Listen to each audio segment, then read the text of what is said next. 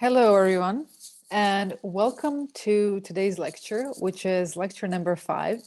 And the topic is how to collect data for our affective computing analysis. And today we are in our affective computing lab at the Faculty of Economics and Business.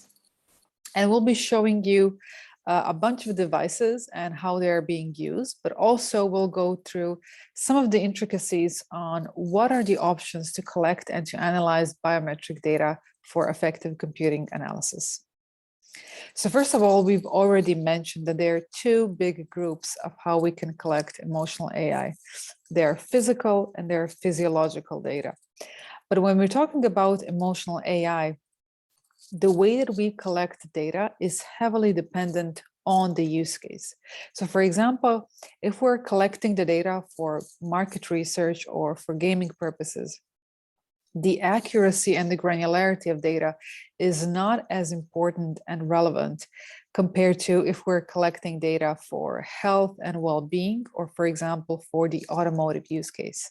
So based on what is the actual end goal of our research and of the affective computing analysis, based on that, we decide to choose what are the data points that we collect, and then what are the devices and methodologies that we will be collecting them with.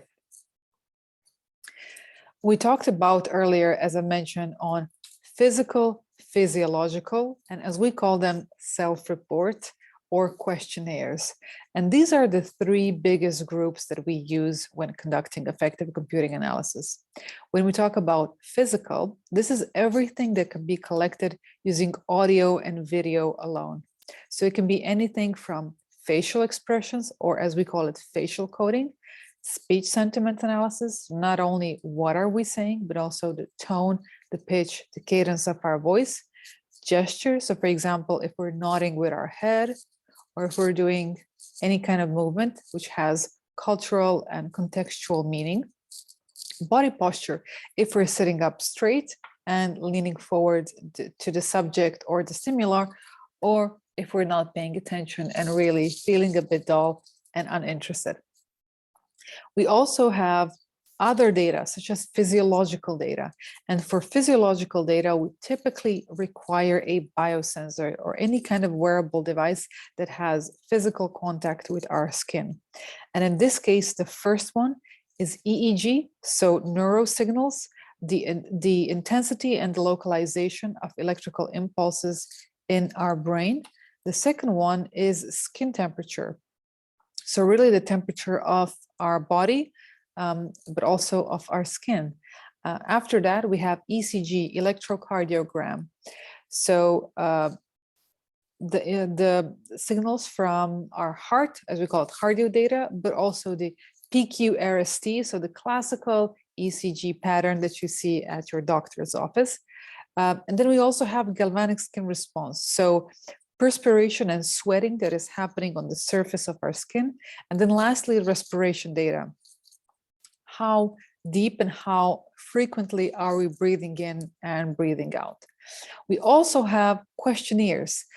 This can go anything from a classical Likert scale, but also PANAS, the positive negative affect schedule, SAM, the self-assessment mannequin, PAM, ESM, and all of the other self-assessment questionnaires that are broadly accepted in both industry and academia.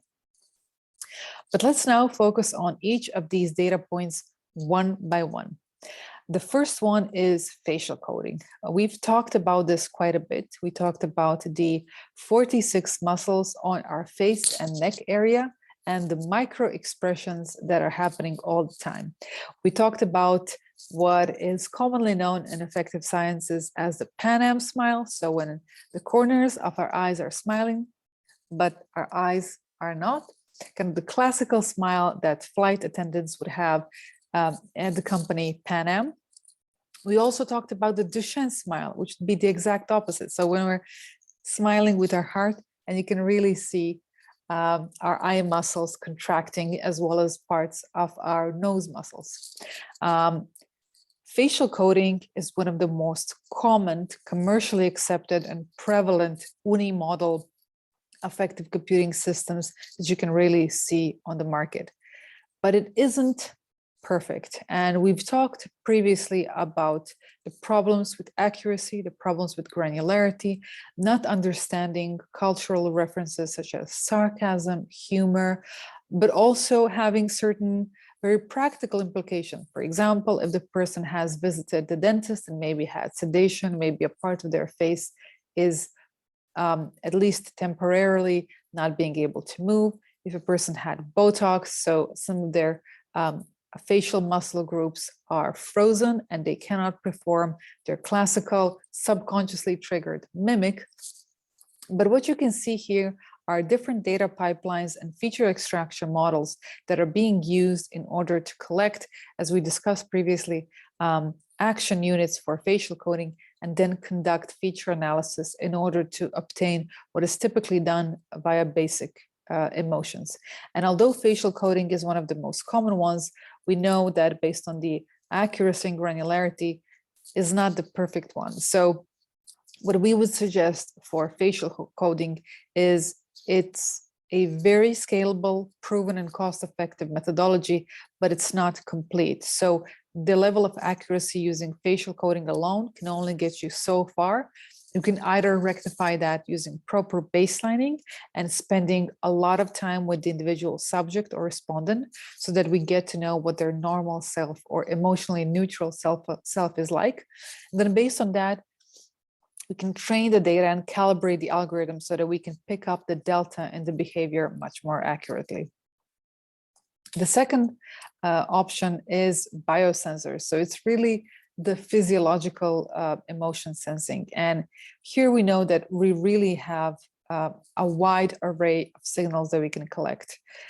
Anything from EOG, electrooculography, so essentially tracking the contraction of muscles around our neck area, in particular using that to analyze where are we looking at on the screen when a particular motion was detected. Respiration rate, we already talked about that. So how fast and deep are we breathing? A galvanic skin response, ECG, blood volume, pressure, and then we also talked about EEG as one of the more commonly detected biosensors that we see on the market and in affective computing. Now let's go one by one, and in particular to neurofeedback. In neurofeedback, it's one of the more interesting, but also one of the more complicated biosignals that you can see on the market. And the reason why it's so complicated is because of its signal to noise ratio. So the main problem with EEG is how do you improve that signal to noise ratio, and how do you make sure you accurately identify and taken out all of the artifacts, for example, swallowing, chewing, blinking, moving, any part of your face, because all of that is an artifact that is obstructing the processing of EEG. Because of that, we typically have very good pre-processing data pipelines. And in our case, one of the most commonly used is artifact subspace reconstruction, also known as ASR, which is heavily used to clean the data in real time based on a short baselining process. So again, the baselining process is incredibly important because we get to calculate what is the normal pattern for that person. And then based on that, we can train the data and really reject any artifacts that might be picked up in the signal. But one of the things that you can see with the EEG is that it had a long and a very interesting history. So back when neurofeedback was actually first introduced, it was through a movement which we can briefly call neuromarketing. So you can always see that the terms affective computing, emotional AI, and neuromarketing are used interchangeably, but they in fact represent different schools of thought and different stages of development. So neuromarketing would initially describe anything that would use a neuroimaging technique, whether it was an fMRI, or it was a MEG, or even EEG, in order to understand and analyze subconscious reactions that were nonverbal So this is where the entire field really stemmed out of. But in EEG, we had an interesting development when a company called NeuroSky, based out of Silicon Valley, first introduced what is known as the dry EEG chip. So instead of having 64 or 32 wet channel electrodes, which would typically look like this, so you can see you have electrodes at the end of every single one of these little extensions, and you would have little modules like these that go at the end, and then you also have the liquid that we use in order to increase the conductivity of the probes of the sensor. And this was all very relevant because this was essentially mandatory in order to obtain high quality signal. But with the rise of dry EEG electrodes, what happened is that there's a proliferation of really consumer friendly, easy to use, wearable and consumer grade devices, such as the Muse Interaxon, that essentially slips on like a pair of glasses. And although it is low density, what it does is that it focuses on analyzing the intensity and the localization of signals in this area, kind of in layman terms, dubbed the CEO of your brain. So really the development of EEG has been incredibly exciting, but also very, very dynamic.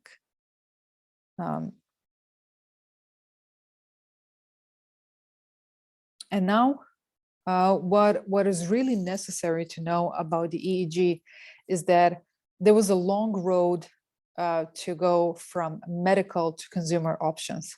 So as we all know, years ago, you would really want to have what would be essentially bold subjects, because that would increase the conductivity of your sensors, and that would really ensure the highest quality signal that you would collect with EEG. So really the main purpose and the main point was, how can we collect the highest quality signal from EEG? What happened and what's changed in the meantime is that an entire school of thought centered around multimodal affective computing said, we cannot insist on a perfect EEG signal, but what we can do is really focus on how do we collect as many data points as possible with different levels of granularity and different levels of accuracy, and then synchronize all of them in a one single snapshot of a person's emotional pattern. So in this case, we can see that really the 64 and 32 channel EEG systems were slowly but surely, at least in commercial research for a lot of these use cases, replaced with low density dry EEG electrodes that are much more cost efficient and much easier to deploy with customers. And in this graph, you can see what are some of the challenges with EEG. And mainly the near-term challenge, at least that was the user experience and the interdisciplinary applications. So a couple of years ago in 2018 and 2019, that was really the biggest problem. In 2021 and 22, really the main goal is how do we connect neuroimaging with computer engineering? So how to really embed the best of both worlds and make sure that our systems that we use for neuroimaging are optimized and efficient. And then lastly, the far term, or kind of the really big end goal, is deploying artificial intelligence and machine learning, because it's ideal for, as we said initially, doing the proper baselining, understanding and learning what a person artifact looks like. For example, chewing, swallowing, blinking, and all of these very common artifacts, and then putting those into the machine learning algorithm and really knowing in a very effective way what a person's normal looks like, and then how can we calculate and do the feature extraction in a very accurate and time effective way. The second signal that we have is cardio and PPG, and you've probably seen this all around the market, whether it's consumer grade, whether it's medical grade, but you've really probably seen that introduction of devices such as the Apple Health Watch, but also the Polar H10. They're really all around the market. And what you can see and what you can already tell on collecting cardio and PPG is the raw signal of how do you collect cardio information, is that it comes in all sorts of form factors and different places on the body where you can collect the signal. For example, we have the Polar H10 device at our lab, which clicks on like this. It has a coin battery inside, and we wirelessly transmit the data to the mobile app where we can read it and really analyze it. But also we have a device such as the Aura Ring, which you can see here in my finger, which tracks not only heart information, but also sleeping patterns, respiration rate, skin data, and a range of other data points. But then we have Apple Watches with optical sensors and also Whoop wristbands with optical sensor that have a completely different mechanism. And we have these patch-like devices that click on a Band-Aid type device that can then go all around your body and the chest area and really move all around the body. The main purpose here is really to see that cardio and PPG data comes in all shapes and forms. And then based on that, based on the methodology, the type of sensor, and the localization, that's what determines the granularity of the signal and the accuracy of the signal. And here you can see some of the most commonly used data points are usually collected from the chest strap, but also you'll see that for EEG, you can, for a PPG, you can even use the part of your ear. You can use the part in between your fingers, your wrist, your upper arm, all places. But really what it depends on, and we'll go through that at the end of the presentation, is the color of your skin, the thickness of your skin, especially if it's an optical sensor. That is what will be determining the granularity and the accuracy of the signals that you collected. Moving forward, we have sweating, or EDA, interchangeably known as GSR. EDA is also known as electrodermal activity, and GSR is galvanic skin response. And this is where we track in microsiemens the level of sweating or perspiration that is happening in a subject. The level of sweating gives us a clear information on excitement and engagement. And if you've seen, for example, in movies where we have lie detectors or polygraphs, you will see copper-like rings that go in between your fingers, because that's one of the first places where we start sweating for this particular emotional reaction. And here in the Shimmer 3 GSR Plus, you can see that that's exactly how GSR is being measured. We also have the Empatica E4 device. It's a spin-off from MIT Media Lab by the founder Rosalind Picard. And you can see that one of the things that they measure is electrodermal activity. And we can see the tonic and the phasic responses of electrodermal activity in GSR depicted here in this graph. Electrodermal activity is quite interesting, as every single data point here is quite a bit of a rabbit hole. There are certain elements of EDA that are quite good. For example, the level of correlation that EDA has with certain emotional reactions. But one of the negative things on EDA is that it takes quite a bit of time to build up the reaction, and then the reaction really spikes down or actually drops significantly. So it's a bit slower in terms of reaction, but then in terms of phasing out, it's quite faster. And here we can see the patterns. In this column here, you can see GSR. So you can see how different patterns look like for amusement, anger, grief, fear. And here you can see the data processing pipeline of a paper by Feng and others in 2018 of how it looks like to collect electrodermal activity and then do feature extraction analysis to actually collect or interpret and get emotional information. Breathing rate. Breathing rate is, again, something that can be done in different parts of your body in different ways. A lot of the hardware manufacturers actually use their own independent analysis and proprietary metrics to get respiration rate even in other ways.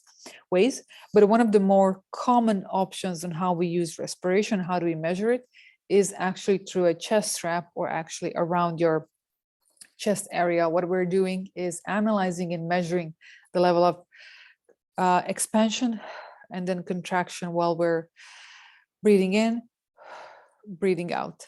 And that is typically the way that we measure respiration rate. And here you can see both a form factor of a t-shirt, but also as a chest strap. And then essentially what is the best option and what we keep advocating in this affective computing course at the faculty is the optimal option to measure a range of things is really a multimodal approach where you have a combination of physiological emotion sensing, different form factors, such as in this case, you have both GSR, you have blood oxygen saturation. You're also measuring EMG, so the contractions of your muscles, but on your face area, which is a much more precise way of measuring micro expressions, not only through a camera, but even through a sensor where you analyze the contractions of your muscles.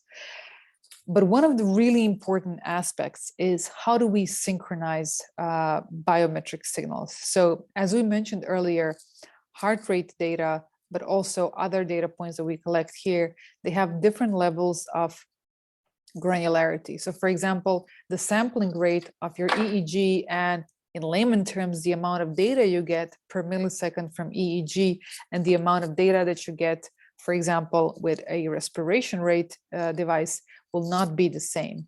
And now the key is, how do we use timestamps to synchronize all of that information that we gathered? And we typically use an algorithm called LSL, Lab Streaming Layer, which is a synchronization mechanism for such data points, such as, in this case, multimodal biometric data points for affective computing. When we talk about self-reporting, here we can really see that self-reporting in terms of mental emotion sensing, it goes anywhere from a Likert scale to, in this case, the PANAS, which is a positive, negative affect schedule, a very commonly accepted, not that new, questionnaire sample that is being commonly used to really try to explain how a person feels. Because as we always talk about the course, it's very important to measure the implicit, but it's equally important to measure the explicit, because the main point when we have the full picture is that when we can say, what is the difference between implicit and explicit, so explicit versus implicit, and that's where we really see what is the difference between what the subject said they felt versus what they actually felt. And this is why the explicit and self-reporting is so important in our methodology. Here we can see the self-assessment mannequin, also known as SAM. And we can see that what SAM is trying to measure is the arousal, valence, and dominance. Arousal being how strong or weak an emotion is, valence being how positive or negative an emotion is, and dominance being how literally overwhelmed or underwhelmed you are by a given emotional reaction. And this is how it looks like. So you have these little mannequins, in this case, in the first row, showing essentially how happy or sad we are, which would be the valence, and then showing later on arousal and dominance, so that you can pick a actual graphic representation of what it would feel like, because we know from our previous insights that when describing an emotional sensation, sometimes words and articulation is not the best way to do it. So in this case, self-assessment mannequin actually used a questionnaire that is graphic, and here by pinpointing on these graphic options, you get to choose and you get to have a little help in determining what is the arousal, valence, and dominance of your emotional reaction. Here we can also see the PAM and ESM, PAM using photos and ESM using emojis. where you can determine and slide, in this case of the ESM, you can slide what is your literal emotional reaction and what representation fits your current affect the best. And then we also have alternative, or as we call it, context awareness data. And this is anything such as, in this case, we see the browsing pattern, whether you were on WhatsApp and then went to YouTube and then went to Facebook, whether that pattern of browsing on your smartphone had any effect on how you actually reacted on the content that was being shown on your phone. Context information such as, where are you? Are you on work? Are you sitting in traffic? Are you having a good day? Are you having a bad day? Is it a rainy day? Is it a sunny day? All of this can affect your general mood. So having this alternative data and any additional context is always very helpful in terms of determining how do we get to analyze a given data set. And then in summary, what can we say is that we have 3 different modes of how do we collect emotion sensing data. One is physical, physiological, and questionnaires. In terms of physical, it's anything we can collect through audio and video, so facial expressions, speech, gestures, body posture. In terms of physiological, it's EEG, skin temperature, ECG, GSR, respiration rate, and many more. And in terms of questionnaire, it's different, publicly available and widely accepted both in industry and in academia, questionnaires that can be used to help explicitly define what was being felt emotionally in a subject. What we know about questionnaires is reliability cannot always be guaranteed because people may have a distorted self-perception, or they may not be comfortable in disclosing how they really feel. For physical data, reliability cannot always be guaranteed because people can fake emotions. Sometimes we can read different emotions incorrectly because it's sarcasm, humor, Botox, anything in particular. And lastly, in terms of physiological data, that's mostly accurate, and that's the most accurate because it's largely involuntary and it's activated by our autonomous nervous system, which means people cannot easily control their response. For example, you cannot easily control your heart rate or your respiration rate or your skin information, so your skin temperature information, because that is very difficult to manipulate. So really the solution is to collect all 3 data points because they give us all of the necessary information in order to have the full picture.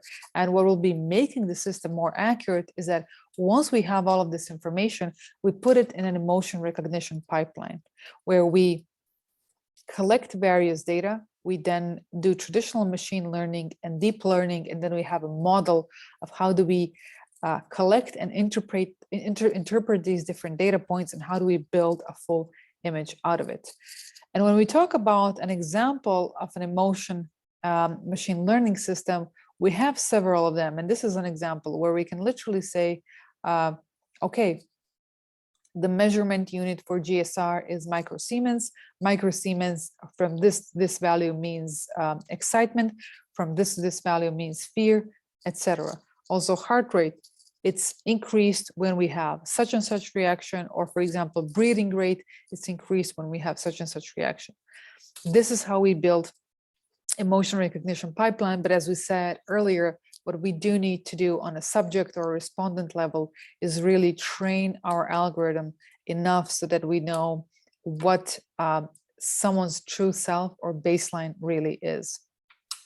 And how does the process really look like? So the outcome of the feature extraction process is typically a feature matrix where rows represent each data sets, chunks, or segments, and then columns refer to the mathematical function of the feature.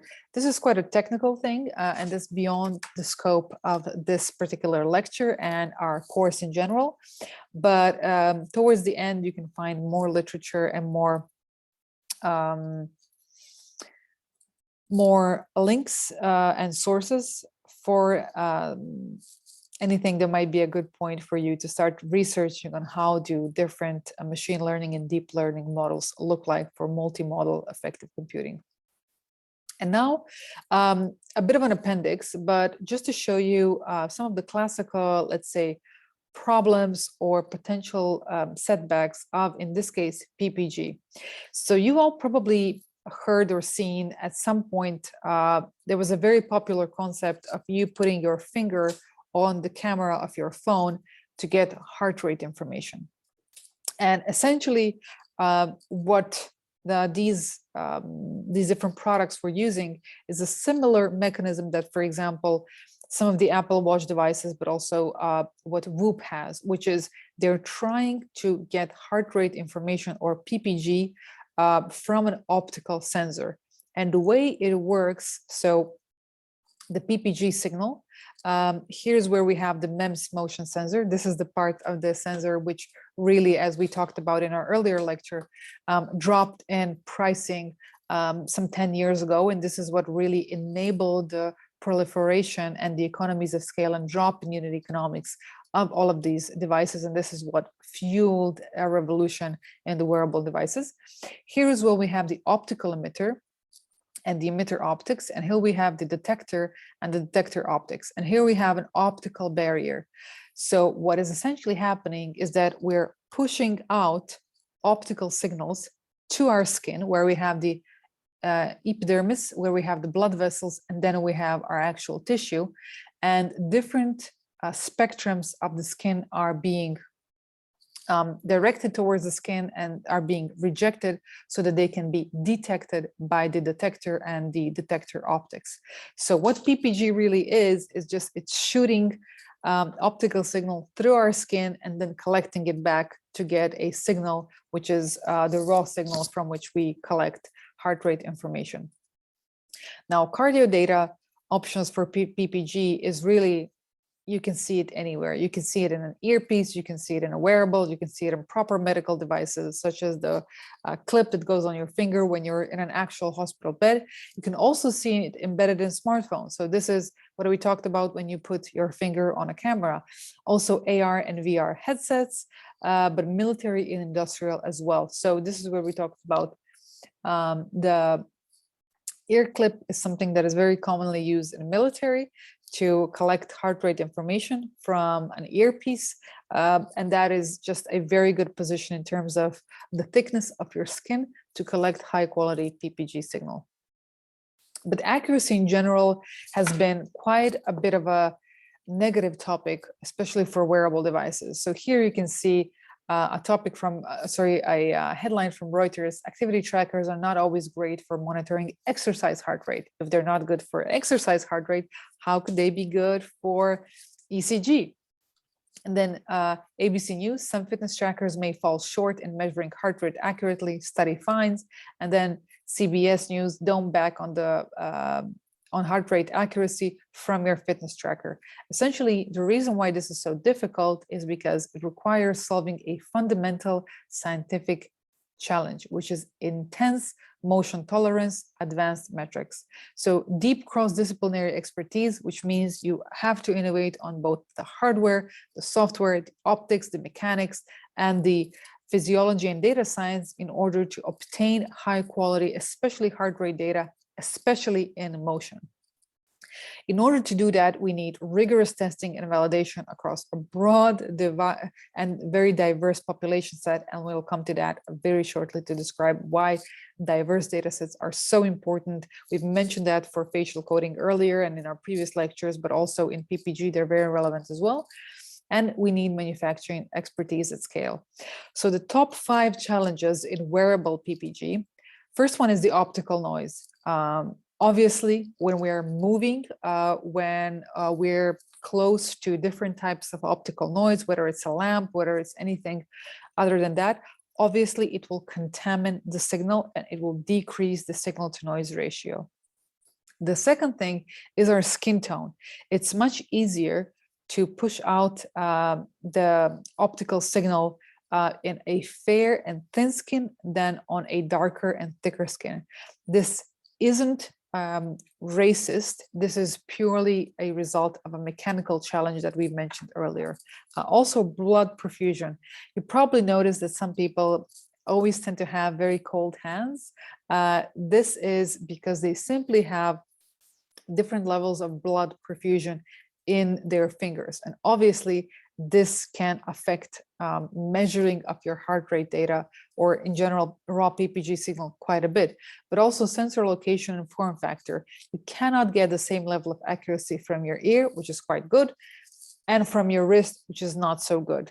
And then in the end, you have a crossover problem of simply synchronizing all of these different data sets and really making sure that when you do the PQ-RST, you actually have the exact element that you wanted. So a graphical abstract of research. Here you can see skin tone and body profiles, rest, deep breathing, activity typing, clinical metrics. Here you can see they've analyzed consumer wearables and then research grade wearables. And here in this white paper, you can really see that literally activity, both activity type, but also the different types of devices, different types of skin.